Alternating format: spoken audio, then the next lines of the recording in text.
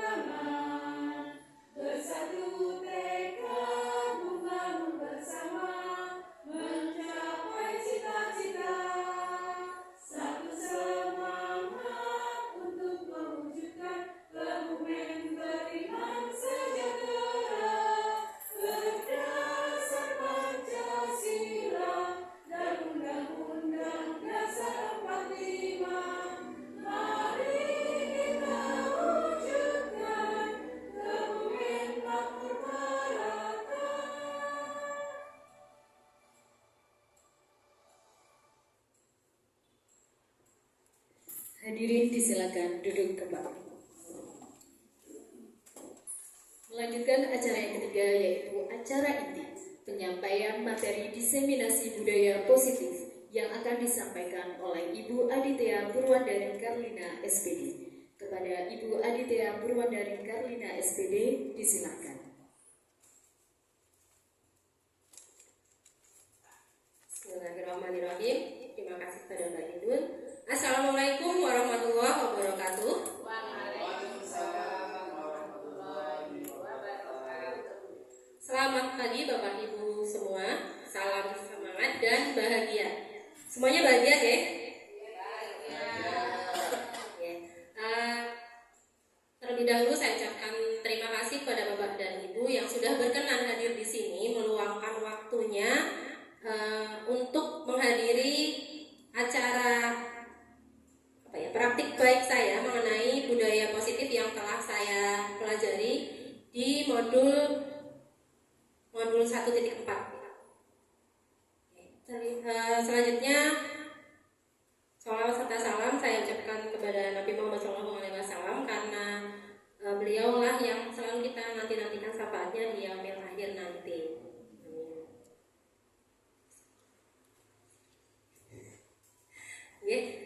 Kita mulai saja ya. Acara hari ini adalah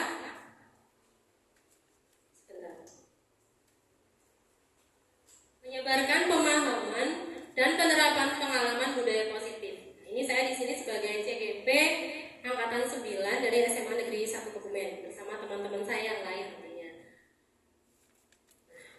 Tujuan dari acara hari ini adalah yang pertama, memahami konsep pendidikan menurut Ki Hajar Dewantara dihubungkan dengan konsep budaya dan lingkungan positif di sekolah yang berpihak pada murid. Seperti yang kita tahu nih Bapak Ibu, Ki Hajar Dewantara adalah Bapak Pendidikan Indonesia yang sampai sekarang masih kita anut filosofi pemikirannya. Yang paling terkenal adalah mengenai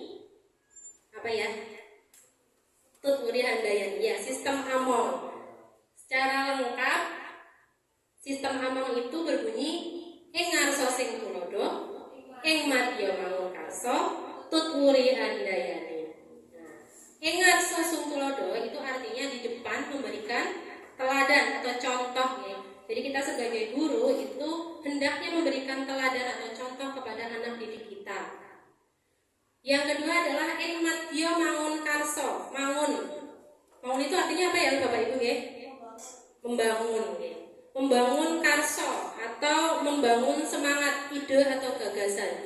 Jadi sebagai guru kita diharapkan bisa membangun ide atau gagasan yang nantinya akan dilanjutkan oleh anak didik kita. Dan yang ketiga adalah Tutwuri Handayani. Ini yang paling terkenal. Di belakang kita itu memberikan dorongan. Ketiga sistem Among tadi ya, itu bisa dikatakan pemikiran yang berpihak pada murid. Jadi kita diharapkan sebagai guru bisa memberikan pengajaran dan pendidikan yang selalu berpihak pada murid. Kita hanya sebagai ngetut kayak gitu ya. Jadi muridnya sebagai aktor utamanya.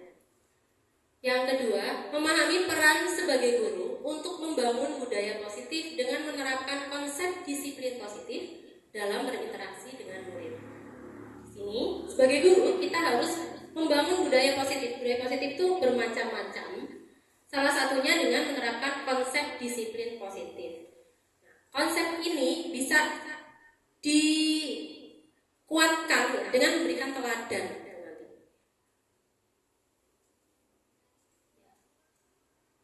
Sebelum masuk ke materi, saya punya beberapa pertanyaan pemantik ya Bapak Ibu.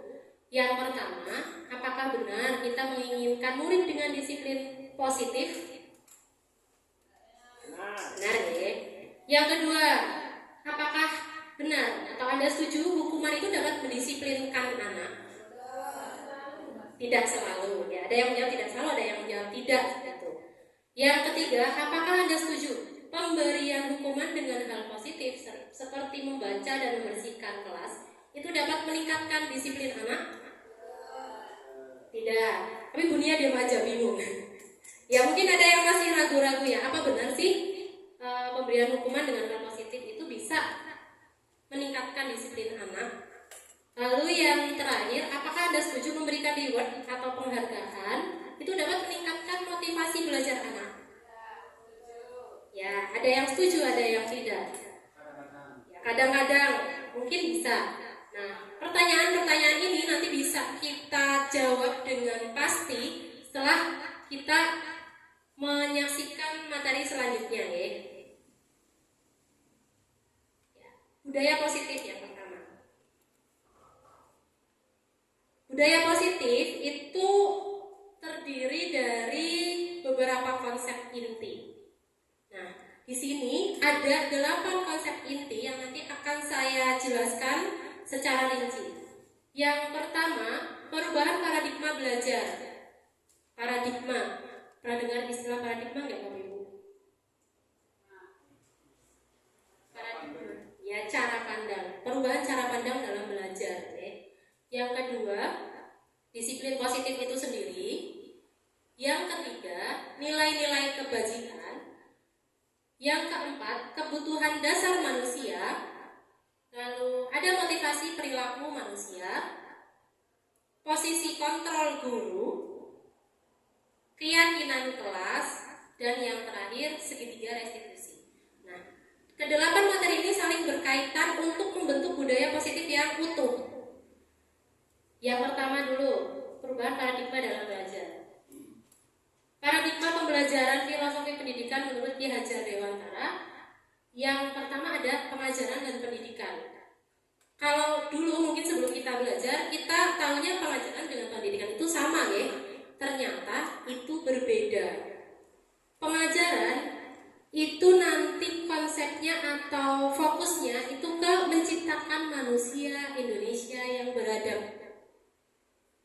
Jadi ini pendidikan menurut Ki Hajar Dewantara merupakan tempat persemaian benih-benih kebudayaan dalam masyarakat untuk menciptakan manusia Indonesia yang beradab. Maka pendidikan jadi salah satu kunci utama untuk mencapainya. Jadi di sini pendidikan itu kuncinya. Benih-benihnya adalah murid kita dan kita sebagai petaninya, istilahnya seperti itu ya. Nah, sebagai petani, nah kebetulan bapak saya juga petani ya di sini. Bapak saya itu tidak bisa sembarangan misalnya menanam padi di musim kemarau, kan nggak jadi ya. Kita harus lihat kondisinya atau lingkungannya. Jadi yang bisa dikendalikan itu kondisinya atau lingkungannya, bukan padinya, bukan anaknya gitu. Nggak mungkin kita menanam padi nanti tumbuhnya kedelai atau kacang hijau atau mungkin malah jagung.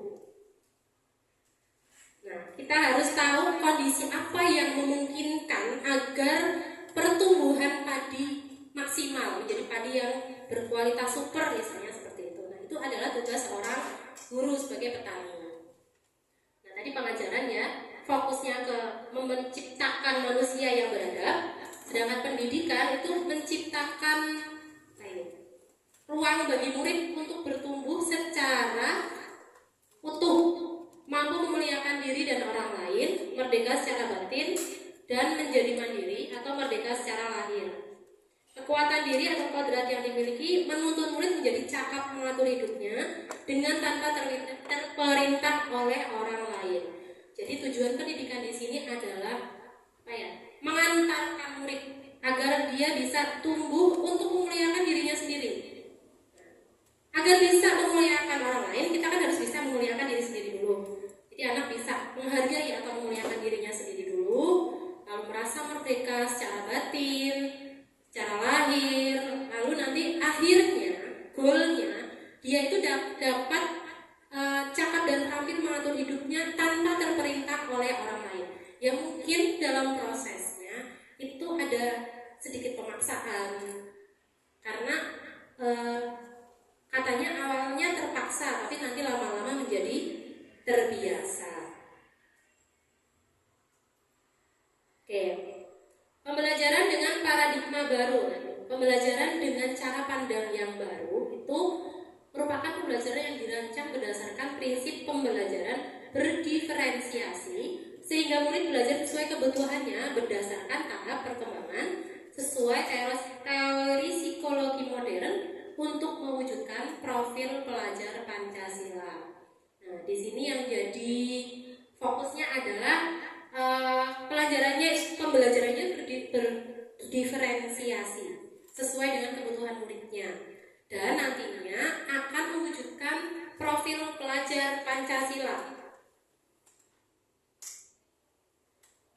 Ya, profil pelajar Pancasila itu adalah tujuan dari kurikulum Merdeka saat ini ya Bapak Ibu ya, yang sudah sering digaung-gaungkan oleh pemerintah di media sosial dimanapun, oleh Menteri Pendidikan kita juga. Profil pelajar Pancasila itu selalu digaung-gaungkan mulai dari tingkat TK sampai SMA ya. Ini diharapkan bisa terbentuk. Ya, prosesnya itu berkesinambungan, tidak bisa secara instan kan. Buat mie instan aja ada langkahnya kan, enggak ujuk-ujuk dibuka jadi mateng kayak gitu. Ujuk-ujuk tahu ya Bapak Ibu ya. Nah, tiba-tiba ya. Nah, ini saya punya tayangan. Nah, ini anak saya sering nyanyiin ini di rumah, di sekolah. Dan ketika mendengarkan lagu ini, saya agak merinding sih. Ya, kita dengarkan bersama.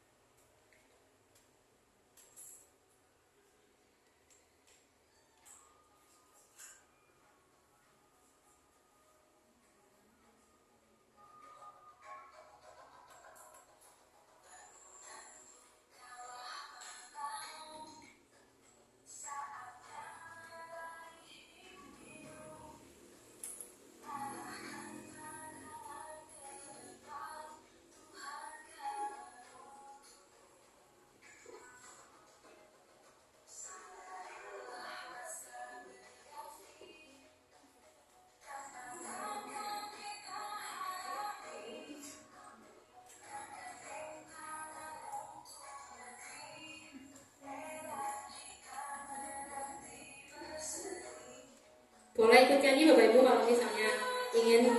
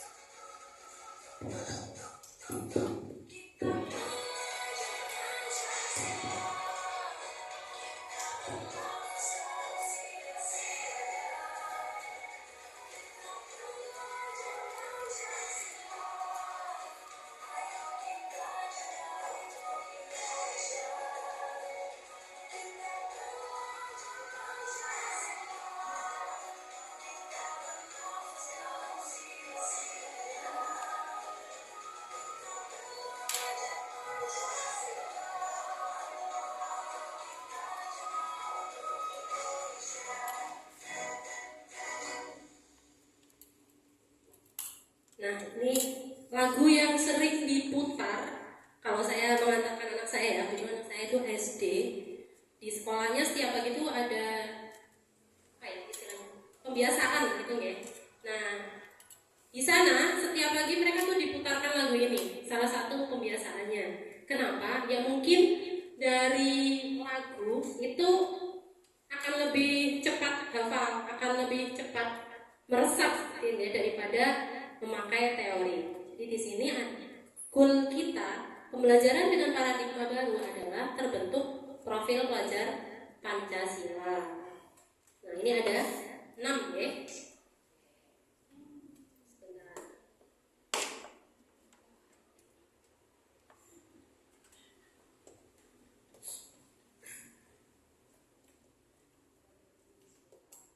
Oke, profil pelajar Pancasila itu ada 6. Yang pertama, beriman, bertakwa kepada Tuhan Yang Maha Esa dan berakhlak mulia. Yang kedua, mandiri. Yang ketiga, bernalar kritis, lalu kreatif, bergotong royong, dan yang terakhir adalah berkebinekaan global. Kalau saya pribadi memahami profil pelajar Pancasila ini kok abot. Jadi kurikulum sekarang itu selain menuntut secara akademis, anak-anak itu ya bisa mengikuti, tapi secara karakter itu yang terutama ya, yang ditekankan di sini haruslah bisa menguasai profil pelajar Pancasila ini. Karena berat dan abot, jadi butuh kolaborasi dengan semua pihak. Gak bisa tiba-tiba tadi terbentuk. Misalnya anak tadinya berangkat sekolah gak bisa mandiri, besoknya jadi mandiri, ya gak bisa, harus diulang-ulang terus menerus. Oke. Nah, di sini ada kegiatan untuk mengantarkan ke perubahan paradigma ya, kegiatan kepalan tangan. Oke, di sini Bapak Ibu berpasangan enggak, Ada temannya di sebelahnya?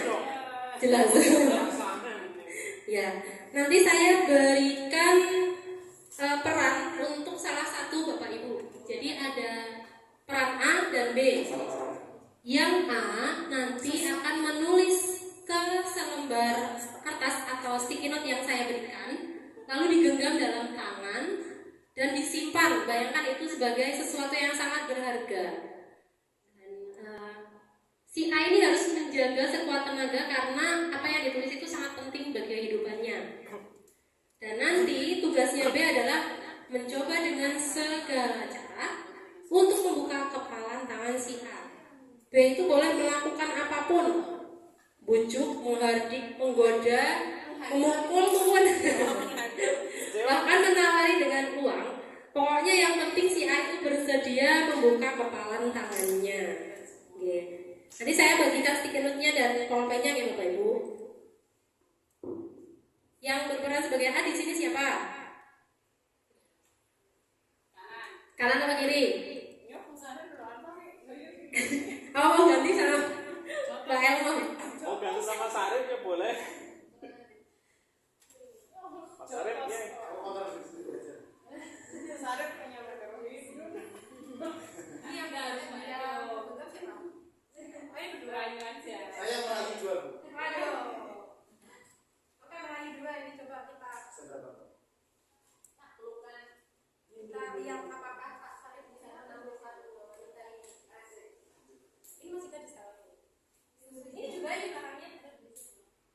Mau tidak sekalian Pak? Ini suruh ngapain kan ya? Tulis apa aja yang berharga dalam diri Anda. Oh, yang rayuannya Mang Nurul apa ya? Oh, ada apa ya? Satu saya dulu.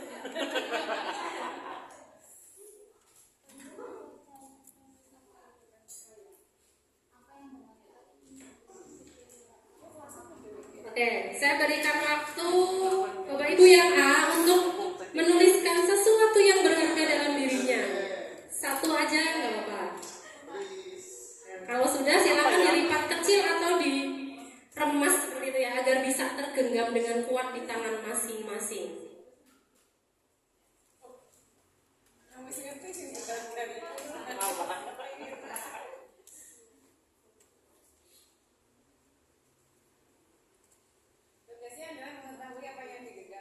membuka, bukan mengetahui, membuka. Kalau mengetahui nanti bisa pakai ilmu batin mungkin. Tugasnya adalah sudah Bapak Ibu yang A? Sudah. Silakan kertas tersebut diremas atau digenggam sekuat tenaga. Dan silakan B mulai beraksi. Terserah mau merayu, membujuk, menggoda.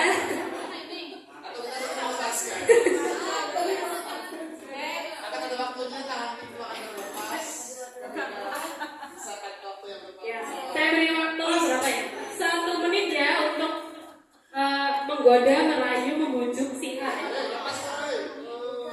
Apa lagi goda kamu apa langsung cepet teh.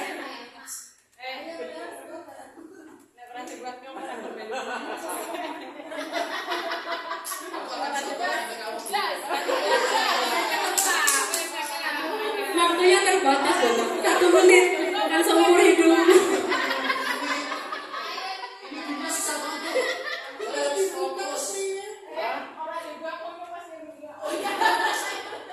Ancamannya kayak gini.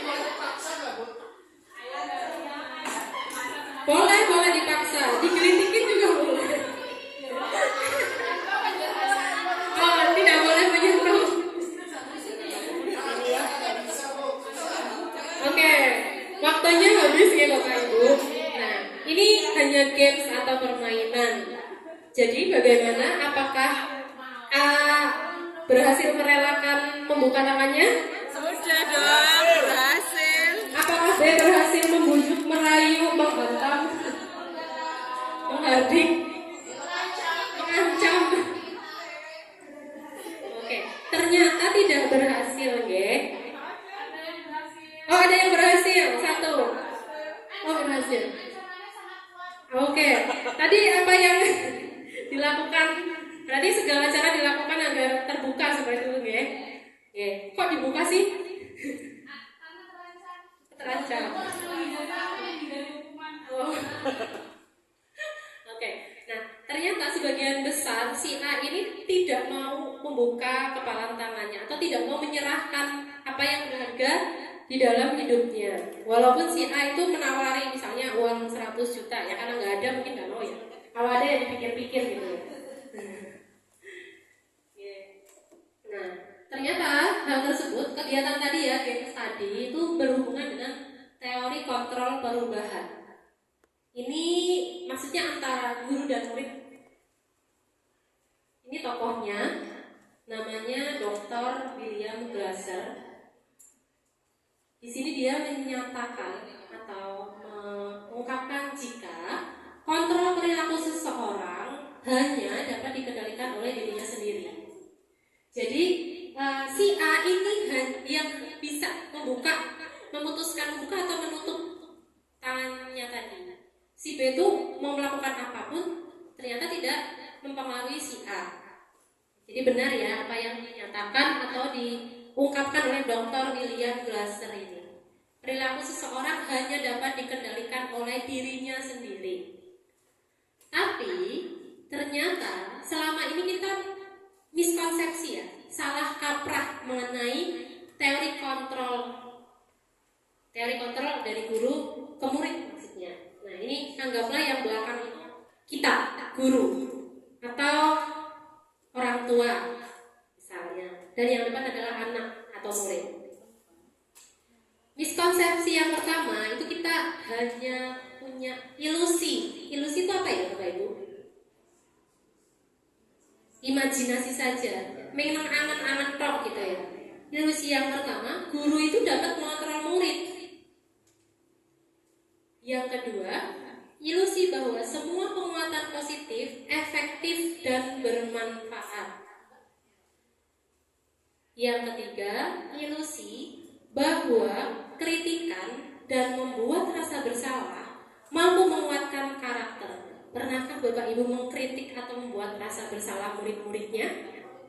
Pernah, sering ya. Sebenarnya angan-angannya atau kepinginnya kita itu menguatkan karakter. Ternyata itu hanya ilusi kita semata.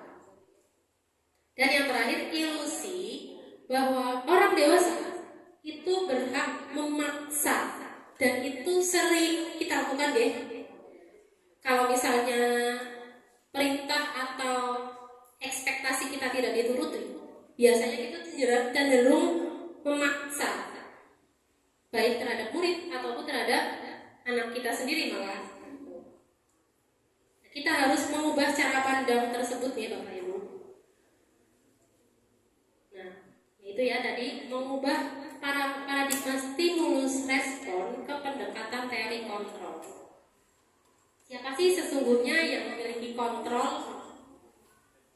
Nah, di sini ada tabel. Yang pertama, tabel pertama itu kolom pertama mengenai stimulus respon tentang dunia, dan yang tabel kedua mengungkapkan teori kontrol tentang dunia. Yang pertama, realitas atau kebutuhan kita sama. Kita tuh selama ini menganggapnya kebutuhan setiap orang itu sama. Makanya kita dianggap bisa menjadi pengendali. Padahal realitanya kebutuhan setiap orang itu berbeda-beda. Yang kedua, semua orang melihat hal yang sama. Kenyataannya setiap orang itu memiliki gambaran yang berbeda-beda. Cara pandangnya itu beda-beda. Mungkin ada yang melihat sisi, misalnya melihat laptop itu ya dari sisi depan itu beda. Kalau misalnya kita melihatnya dari samping atau dari bawah atau dari atas. Yang ketiga, kita mencoba mengubah orang agar berpandangan sama dengan kita. Dan kita sering kecewa kalau melakukan ini ya Bapak Ibu ya. Kita ekspektasinya, duh aku tuh pinginnya tuh kamu tuh gini loh, ini loh yang ideal menurutku, tapi ternyata gagal. Nah, yang benar kita tuh berusaha harusnya memahami dong pandangan orang lain tentang dunia. Kita harus berusaha berdamai sebetulnya. Yang keempat, perilaku buruk itu dilihat sebagai suatu kesalahan. Kita tuh hanya fokus pada perilaku buruknya, tetapi tidak tahu sebenarnya tujuannya itu apa. Pasti dia menginginkan sesuatu jika melakukan hal buruk atau hal baik sekalipun. Yang kelima, orang lain itu bisa mengontrol saya. Misal guru A bisa mengontrol si B, padahal hanya dia yang bisa mengontrol dirinya sendiri.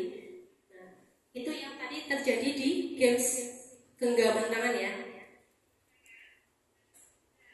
Saya bisa mengontrol orang lain, Anda tidak bisa mengontrol orang lain. Pemaksaan ada pada saat bujukan gagal. Nah ini sudah dibujuk, misalnya anak mau mandi gitu ya. Ayo dek, bangun, sudah siang. Gagal, ditinggal. Balik lagi. Ayo dek, bangun. Nanti ketinggalan bis atau ketinggalan kereta, nanti ibu telat. Gagal lagi. Ayo dek bangun, nanti ibu kasih permen. Ditinggal lagi, gagal lagi. Akhirnya kita gotong anak itu, masukkan ke kamar mandi. Nah, itu kan pemaksaan ada saat bujukan gagal. Ternyata itu tidak efektif ya Bapak Ibu. Yang efektif adalah kolaborasi dan konsensus yang menciptakan pilihan-pilihan. Mungkin bisa diganti itu kalimatnya. Mau mandi sendiri atau mau bareng. Nah, gitu kan bisa. Ya susah tapi kalau sudah kebiasaan ya. Maksudnya mandi bareng itu antara ayah dan orang tua dan anak itu maksudnya ya. Bukan ayah dan ibu. Kadang-kadang. Ya boleh. Oke, itu lain pembahasan. Yang terakhir, model berpikir menang kalah. Jadi kita tuh selalu berpikir kalau ada pemenang, pasti ada yang kalah. Dan itu secara kodrat seperti itu. Padahal di teori kontrol itu model berpikirnya menang-menang, semuanya menang. Tidak ada yang kalah. Dan kita membutuhkan waktu dan usaha terus-menerus. Prosesnya juga tidak sebentar untuk menuju ke pendekatan teori kontrol ini. Selanjutnya kita masuk ke disiplin positif. Apa sih disiplin positif itu?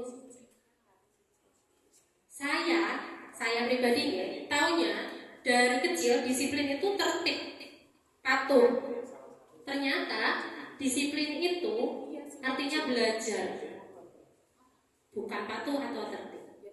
Disiplin mengacu pada disiplin diri yang memiliki tanggung jawab terhadap apa yang dilakukannya berdasarkan nilai-nilai yang diyakini.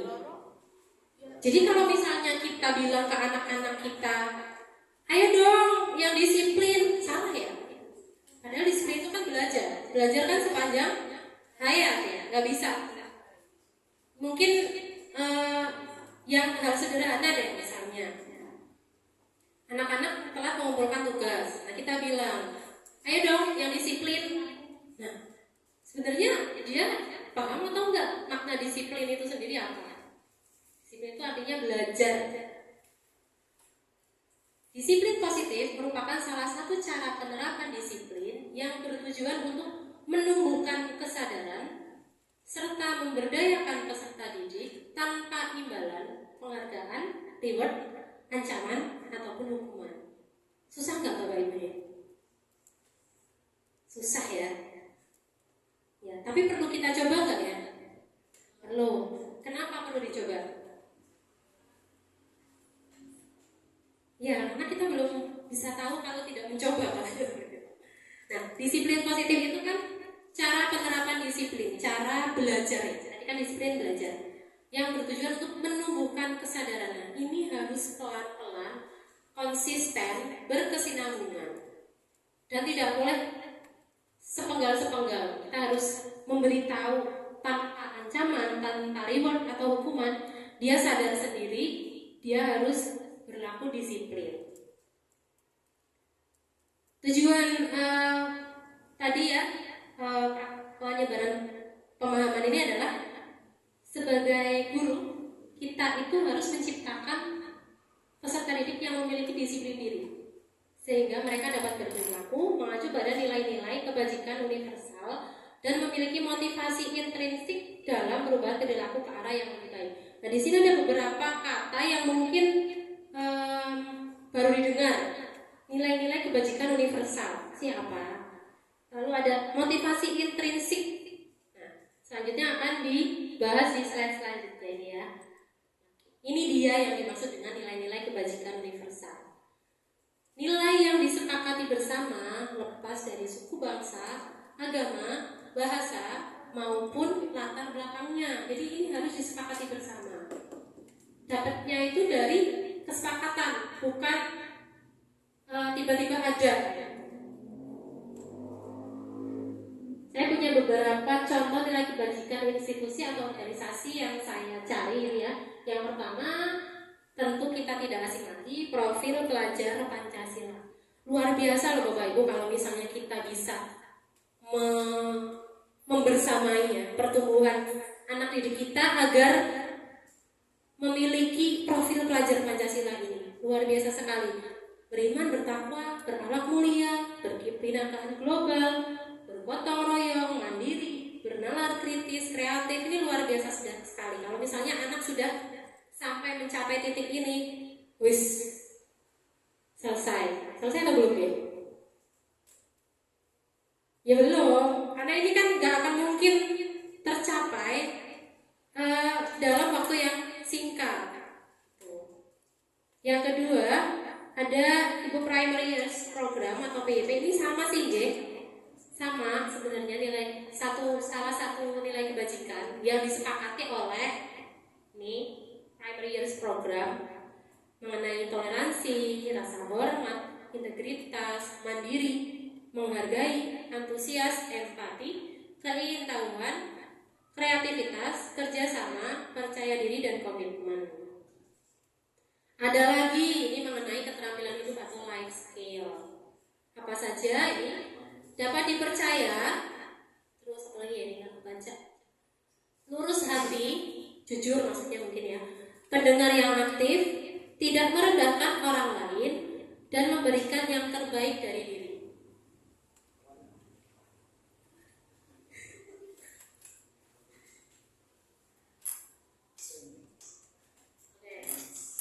Nah, kebutuhan dasar manusia itu ada beberapa ya. Kebutuhan dasar itu adalah segala sesuatu yang kita lakukan untuk mendapatkan apa yang kita inginkan.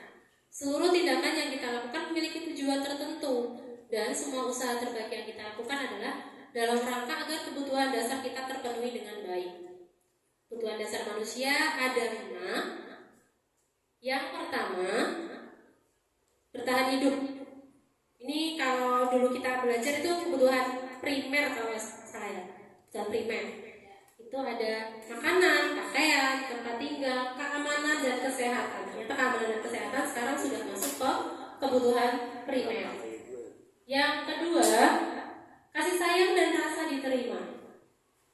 Rasa diterima, dipedulikan, berbagi, kerjasama, menjadi bagian dalam kelompok.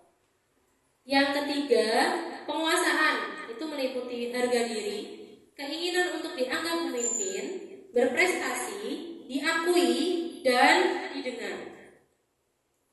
Yang keempat, kebebasan.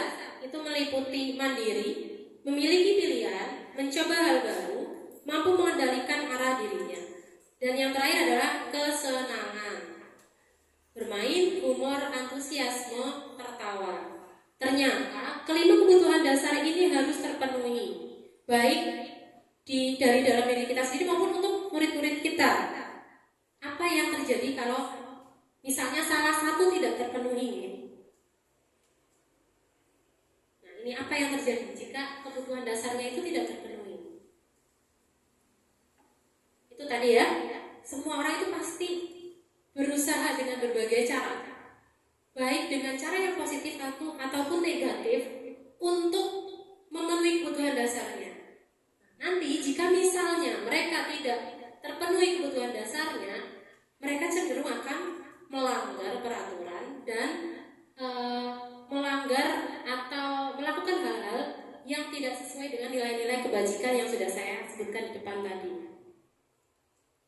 Contoh realnya, misalnya murid tidak berhasil secara akademis, nanti dia akan mencoba mengatur orang lain di lapangan saat bermain bersama temannya, atau menyakiti mereka secara fisik.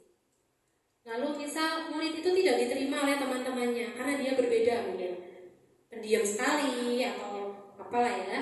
Nah ini nanti dia mungkin akan hanya berteman dengan satu orang saja dan memisahkan diri dari yang lain karena dia merasa tidak diterima oleh yang lain. Motivasi perilaku manusia oleh Diana Gosen dalam bukunya Restructuring School Discipline. Ada 3. Yang pertama, untuk menghindari ketidaknyamanan atau hukuman. Nah, ini yang terjadi adalah apa ya yang terjadi jika saya tidak melakukannya? Ada ketakutan tersendiri kalau kita tidak melakukannya. Yang kedua, untuk mendapatkan penghargaan atau imbalan dari orang lain. Apa ya yang akan saya dapatkan jika saya melakukan ini? Misalnya saya, nanti kalau saya jagain adik, aku dapat apa ya dari ibu? Itu dia berharap mendapatkan sesuatu. Lalu yang terakhir, untuk menjadi orang yang mereka inginkan dan menghargai diri sendiri dengan nilai-nilai yang mereka percaya. Nah, kalau ini setelah melakukan ini saya akan menjadi orang seperti apa? Motivasi yang pertama dan kedua di atas itu disebut dengan motivasi ekstrinsik karena berasal dari luar, untuk menghindari ketidaknyamanan atau hukuman. Nanti kalau nggak dihukum ya nggak apa-apa, nggak melakukan ini. Kalau nggak dapat hadiah ya nggak usah. Dan yang terakhir itu disebut dengan motivasi intrinsik atau berasal dari dalam diri sendiri. Tugas kita sebagai guru adalah menumbuhkan atau memunculkan motivasi intrinsik ini ke dalam diri murid kita. Di sini ada beberapa perbedaan istilah ya mengenai hukuman, konsekuensi, dan restitusi. Oke, hukuman ini biasanya tidak terencana atau tiba-tiba. Murid itu nggak tahu apa yang terjadi dan tidak dilibatkan. Bersifat searah, berupa hukuman fisik atau psikis. Misalnya, anak tidak mengerjakan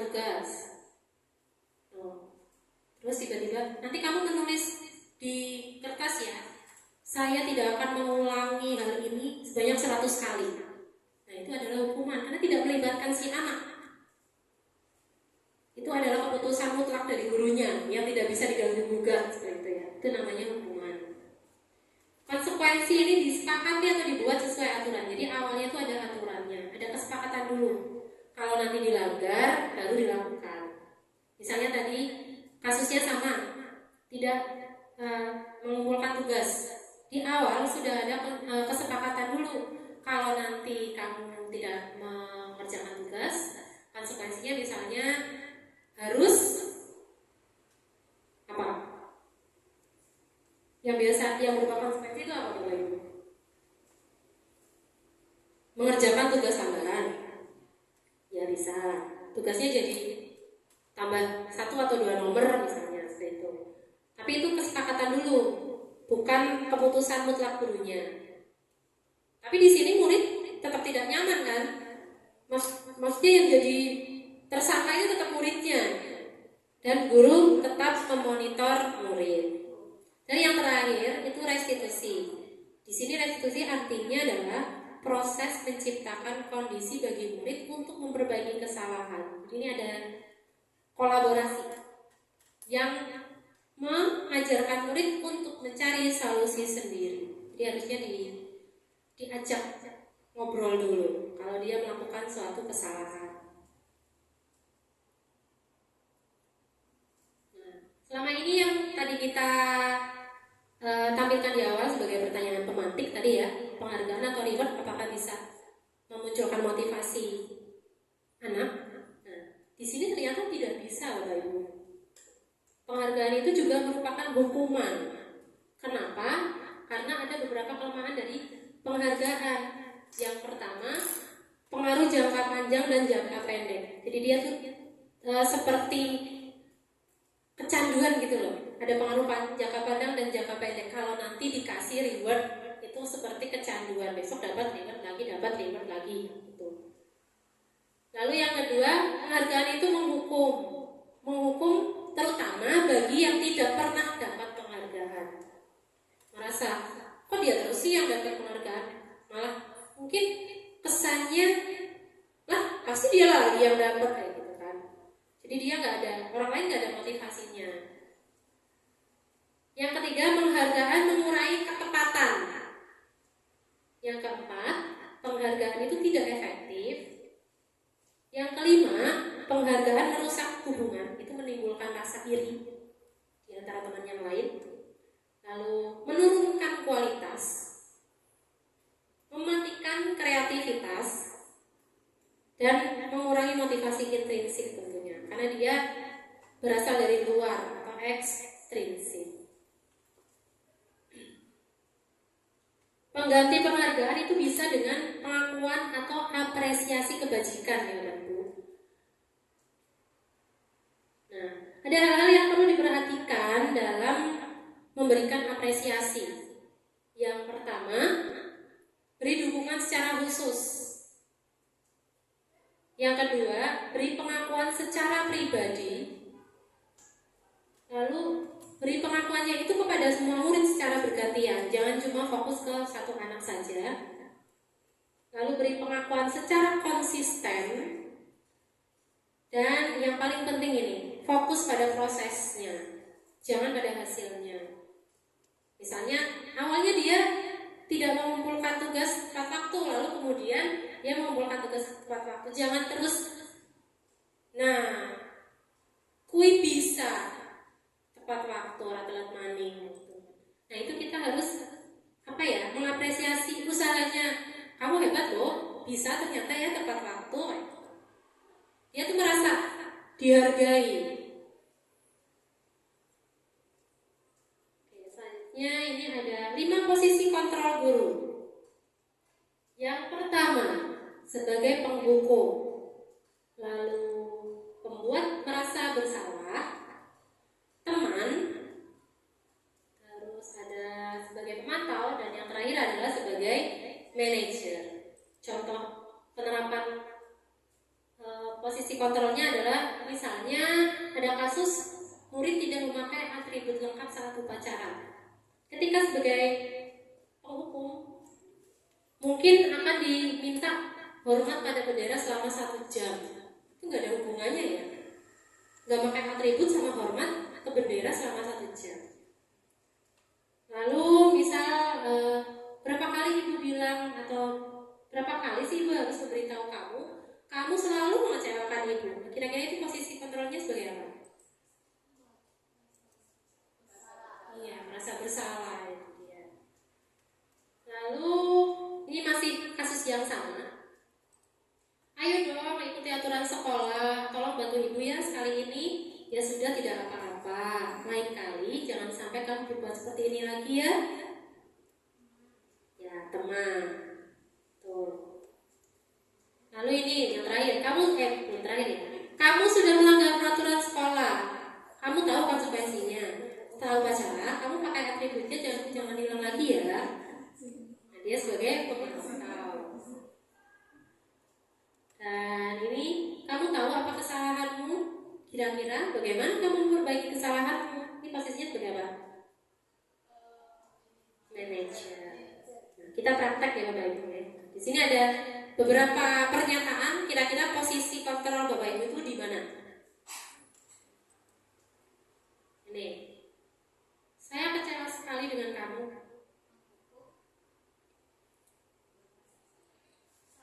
Bersalah? Penghukum? Teman bukan ya? Coba kita cek. Buat rasa bersalah. Saya kecewa sekali dengan kamu. Itu kan gak mungkin bilangnya sambil marah-marah ya, pasti sambil memelas gitu. Suaranya lebih halus tapi nyelekit gitu loh. Dalam itu ya. Dalam. Oke, ada lagi nih Bapak Ibu. Benar kamu yang melakukannya. Teman, pemantau, membuat rasa bersalah nggak ini? Enggak. Manajer bukan? Bukan. Coba kita cek jawabannya Bapak Ibu. Penghukum. Benar kamu yang melakukannya. Oke, lagi.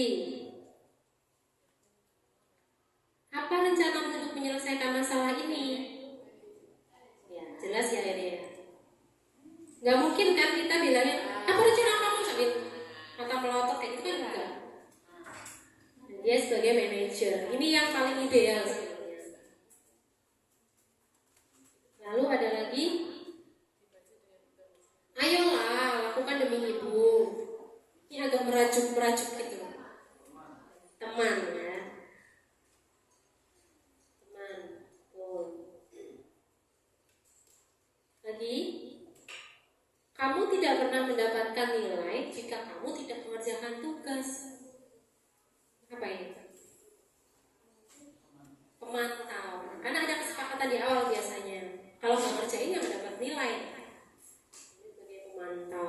Nah, idealnya kita itu sebagai posisi manajer kontrolnya. Tapi kan di keseharian sebenarnya kita masih melakukan lima-limanya ya, kadang-kadang sebagai penghukum, kadang sebagai pemantau, teman, manajer, sesuai dengan situasi dan kondisi. Untuk membentuk tadi budaya positif, salah satu caranya adalah dengan membentuk keyakinan kelas. Kenapa keyakinan kelas? Karena ini yang paling kecil ruang lingkupnya. Apalagi Bapak Ibu yang berperan sebagai wali kelas, ini sangat mungkin bisa dilakukan. Atau misalnya bukan keyakinan kelas, bisa dengan keyakinan saat pembelajaran Bapak Ibu sendiri, atau bisa juga keyakinan ekskul, bisa kan ya? Bisa. Mengapa keyakinan kelas bukan peraturan kelas? Kenapa ya? Oke, kalau peraturan itu cenderungnya sudah ada dilaksanakan gitu ya.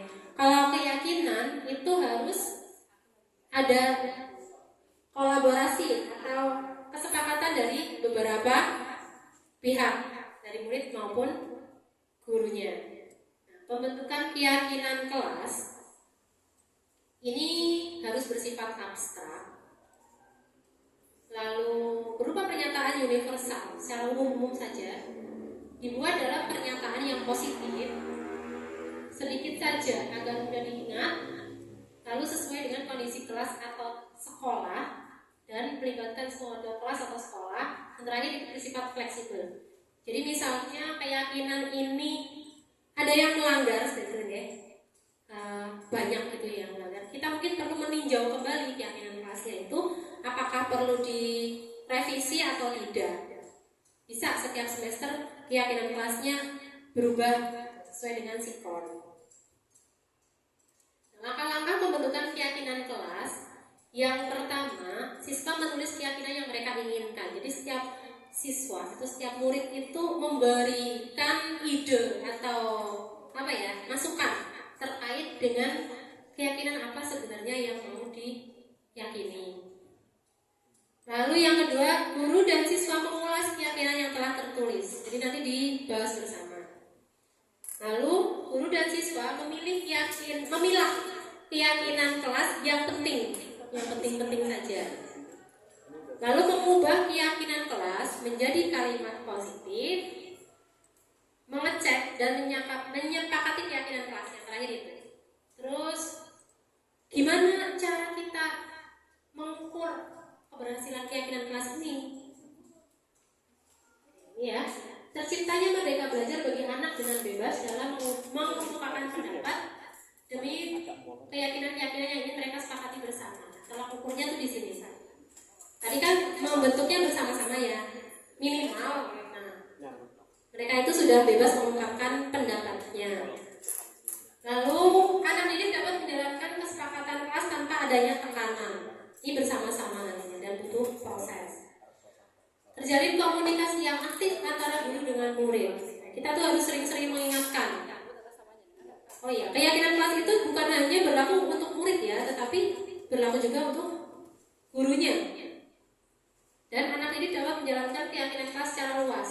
Diharapkan nanti setelah keyakinan kelas ini berhasil, bisa terbawa di lingkungan sekolah dan juga di rumah. Nah, ini contoh pembentukan keyakinan kelas yang sudah saya lakukan. Nah, ini mereka antusias sekali dalam menempel ya dan mengungkapkan pendapat mereka.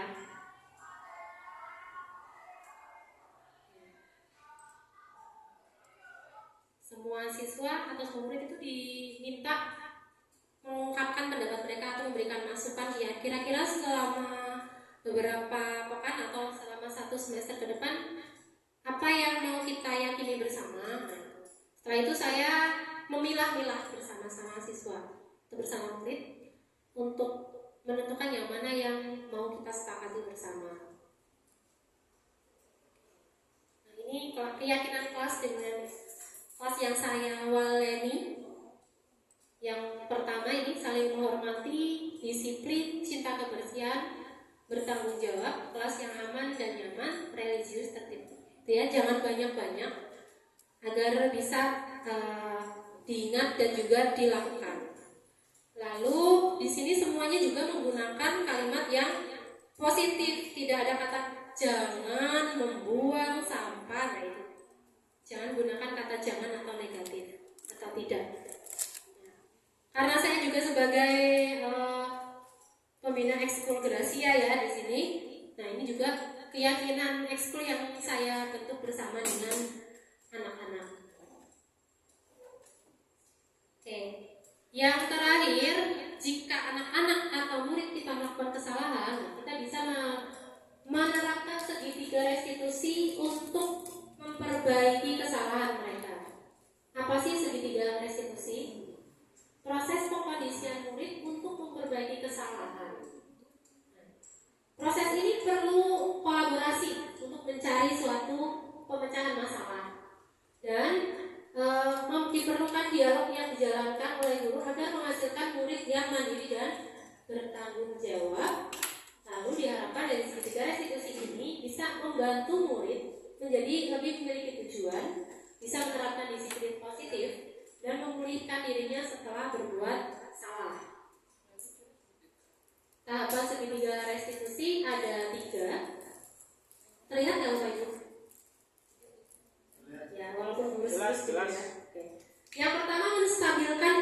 identitas.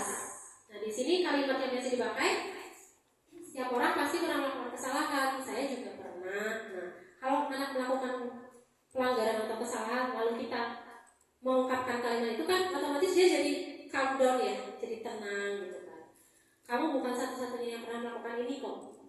Ngeyem-ngeyemin dulu. Diam-diamin ya. Lalu yang kedua adalah validasi kebutuhan. Nah, di sini kalimatnya adalah kamu tentu punya alasan mengapa kok melakukan itu, ditanya. Setelah tenang ditanya, kenapa kamu melakukan itu? Kira-kira ada cara yang efektif untuk mendapatkan apa yang kamu butuhkan nggak? Terus yang terakhir menanyakan keyakinan. Nah, ini yang paling penting. Kan tadi sudah membentuk keyakinan kelas ya. Terus nilai apa yang kita sepakati? Kamu ingin jadi orang seperti apa? Ini saya punya contoh kasus yang sudah saya terapkan di 3 institusi di dalamnya.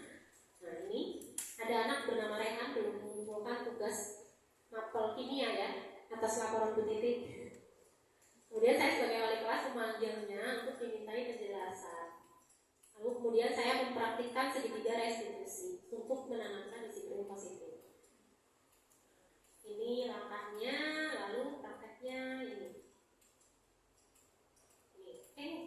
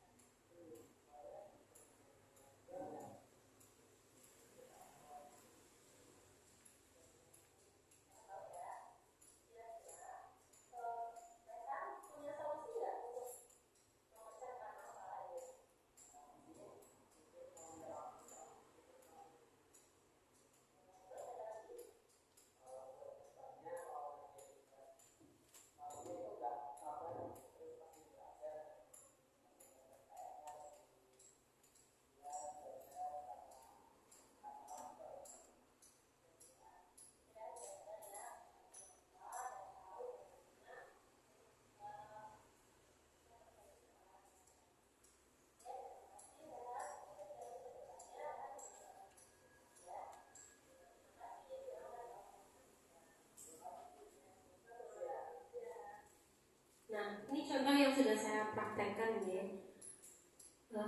Jadi dia di sini sadar kesalahannya itu apa, dan ekspresi kita saat melakukan segitiga restitusi ini ya datar gitu, jangan kayak orang marah gitu, marah manggil si pesakitan ya kan, merasa semakin bersalah gitu. Nah, ini testimoni dari Rehan setelah ngobrol dengan saya lah istilahnya.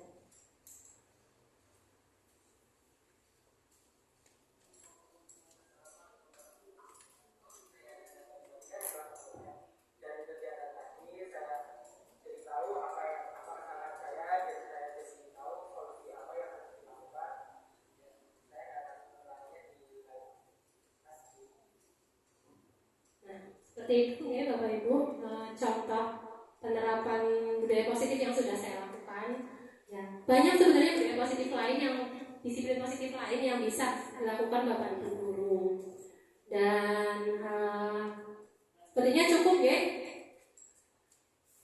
Nggak ada pertanyaan ya Bapak Ibu ya. Semoga bisa diambil yang baik-baik dari praktik penyebaran penyebaran praktik baik saya tadi. Apabila ada hal-hal yang perlu didiskusikan atau misalnya kurang bisa dipahami, nanti bisa diskusi di luar forum ini. Karena waktunya terbatas, saya akhiri. Terima kasih sekali lagi untuk kehadiran dan waktunya. Mohon maaf apabila banyak kata-kata maupun perbuatan yang kurang berkenan. Wassalamualaikum warahmatullahi wabarakatuh.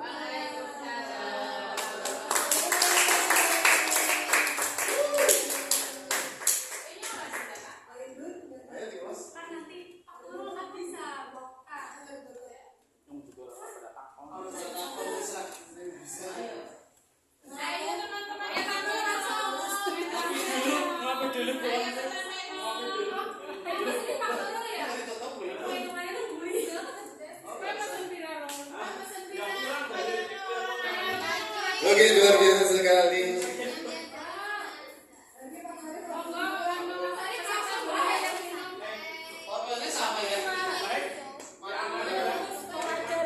Kami hormati hasilnya bintang kereta api Dogawa.